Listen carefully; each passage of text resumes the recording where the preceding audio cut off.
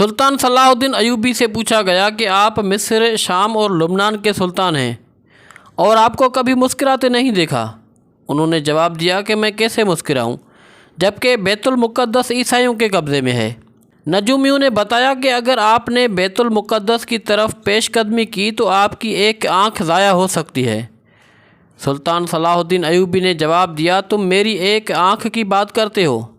میں اللہ کی قسم کھا کر کہتا ہوں کہ میں بیت المقدس کی طرف پیش قدمی کروں گا، پھر بے شک مجھے بیت المقدس میں اندھا ہو کر داخل ہونا پڑے۔ اور تاریخ گواہ ہے کہ یروشلم نے 88 برس تک ایک ایسے انسان کا انتظار کیا تھا جو آ کر اس شہر کو ظلم سے نجات دلوا کر دوبارہ وہاں اللہ اکبر کی گونج پیدا کرے گا۔ 28 رجب کو صلاح الدین نے یروشلم میں قدم رکھا اور اسے فتح کیا۔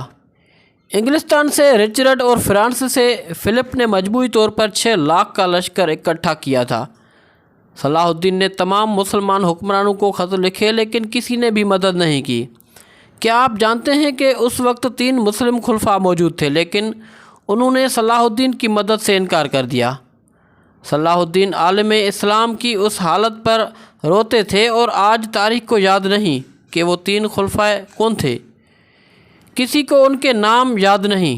2 برس تک عیسائیوں کا یہ گھیراؤ قائم رہا۔ وہ اس طرح کیموفلاج تھے کہ صلاح الدین ان پر حملہ کرنے میں ناکام رہتے تھے۔ یہ وہ دن تھے جب صلاح الدین کو لوگوں نے ایسے دیکھا جیسے وہ ایک ماں ہو اور ان کا بچہ گم ہو گیا ہو۔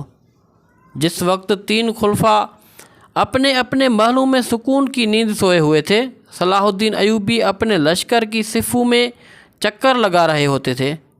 جب یہ خلفاء مزیدار پکوانوں سے اپنے پیٹ کی آگ بجھا رہے ہوتے تھے، اسلام کا یہ رجل عظیم ایک عام سے خیمے میں وہی کھانا کھا رہا ہوتا تھا جو ایک عام فوجی کو ملتا تھا۔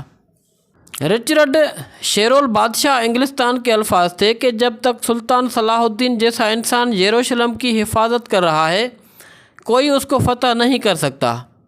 سلطان کی قبر پر لکھا ہے کہ اے اللہ، اس شخص کی آخری فتح کے طور پر اس کے لیے اپنی جنت کے دروازے کھول دے۔